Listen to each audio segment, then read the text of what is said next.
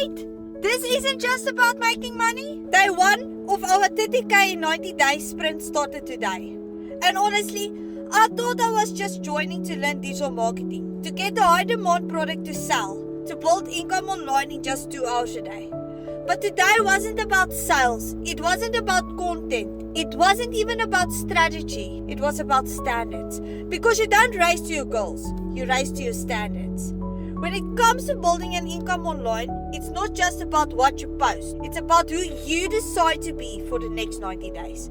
The version of you who built consistent income doesn't scroll for an hour and call it research. You don't skip checking your numbers, and you don't disappear when things get hard. You show up, you execute, and you follow through. The real question isn't, can you sell a digital product? It's, are you ready to rise to your standards? For the next 90 days, I'll post daily. I'll track my numbers weekly.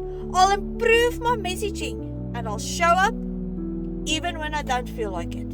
And while you're becoming that version of you, you're also learning real digital marketing skills. Selling high-demand digital products, and you keep 100% of the profit.